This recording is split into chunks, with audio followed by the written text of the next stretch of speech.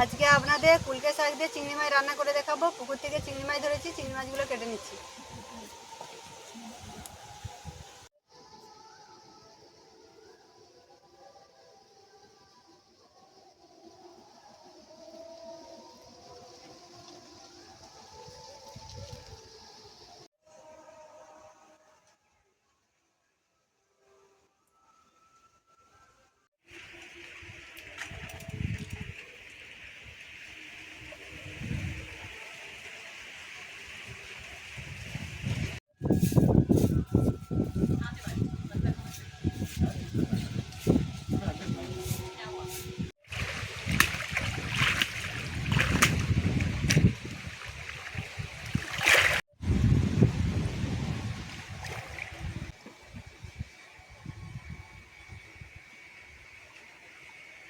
চিংড়ি মাছগুলো লবণ হলুদ মাখিয়ে রেখে দিচ্ছি।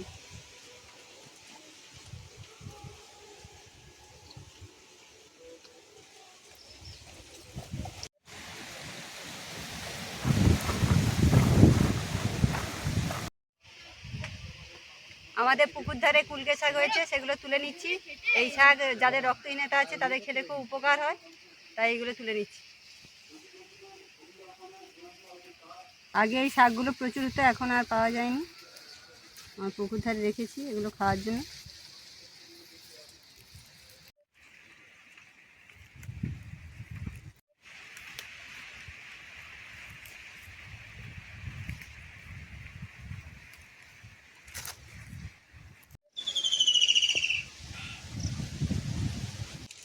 শাকে পোকা থাকে, তাই পরিষ্কার করে বেছে নিচ্ছি, তারপরে কেটে নেব।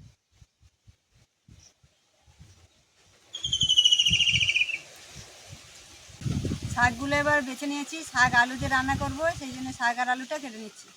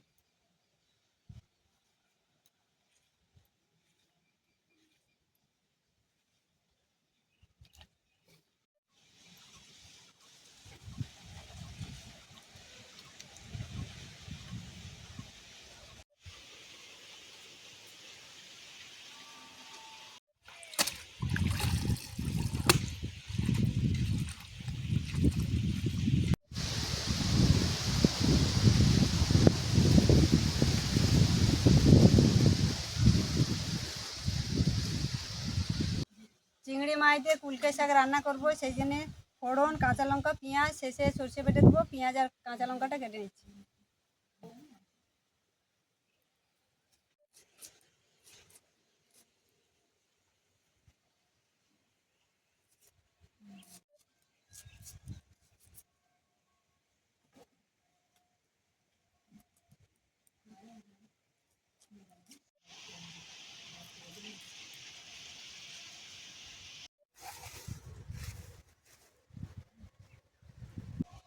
চিংড়ি মাছগুলো এবার ভেজে নিচ্ছি।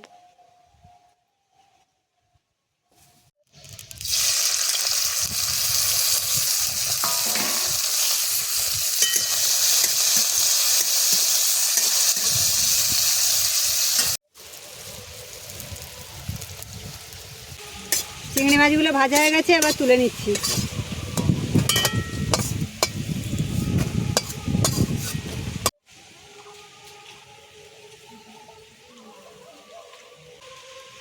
এবার হলুদ দিয়ে আলুগুলো ভেজে নিচ্ছি।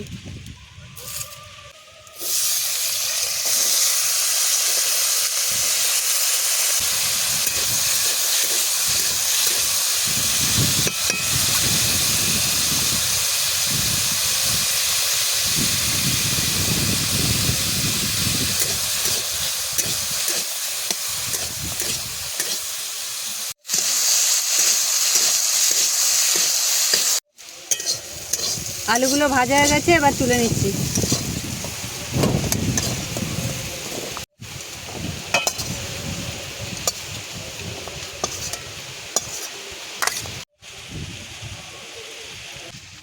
এবার ফোড়ন কাঁচা লঙ্কাগুলো দিয়ে দিচ্ছি,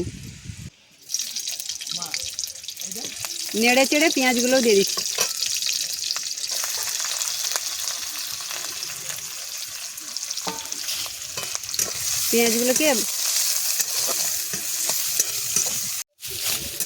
পেঁয়াজগুলোকে হালকা করে ভেজে নিচ্ছি।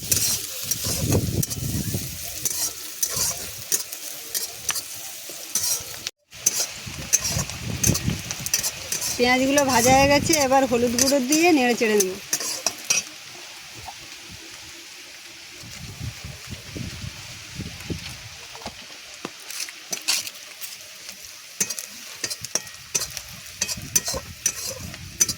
এবার ভেজে রাখা আলু আর চিংড়ি মাছগুলো দিয়ে দেবো।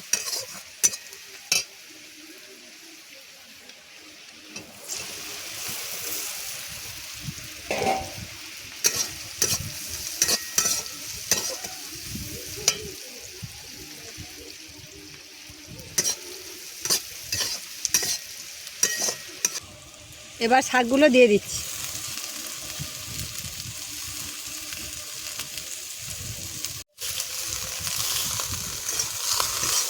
এবার 2-3 মিনিট ভালো করে নেড়ে নেব। শাকের যে সবুজ একটা গন্ধ থাকে সেইগুলো আর থাকবে না নেড়ে নিলে তেলের মধ্যে।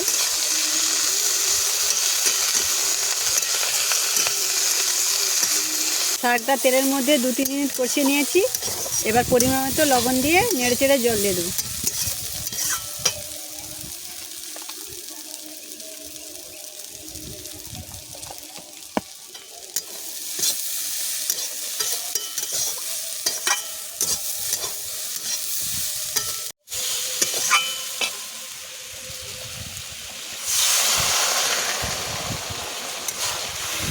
চচ্চড়ি হবে ওই জন্য কম করে জল দিয়েছি।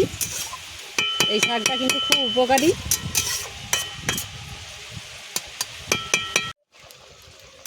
শাকটা ফুটে গেছে, সবজিগুলো সিদ্ধ হওয়ার জন্য 2-3 মিনিট ঢাকনা লাগিয়ে রেখে দেবো। ততক্ষণে সরষেটা বেটে নিচ্ছি।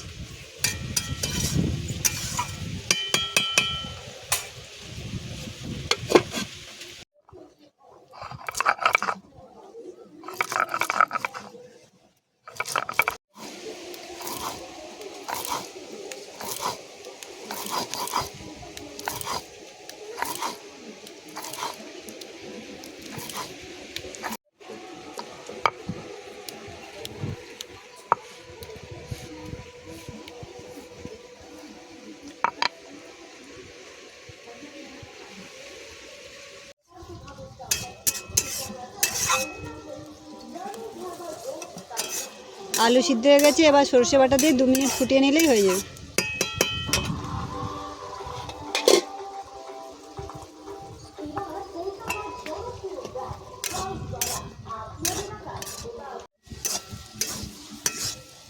শাকের জলটাকে একেবারে মেরে নিতে হবে, শুকনো শুকনো করতে হবে, খেতে ভালো লাগবে।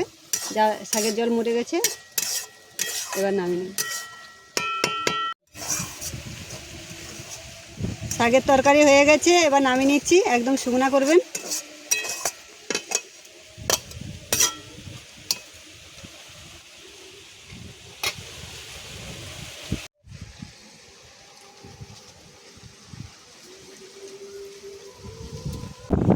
চিংড়ি মাছ দিয়ে কুলকে শাক চচ্চড়ি এইভাবে আপনারা বাড়িতে রান্না করে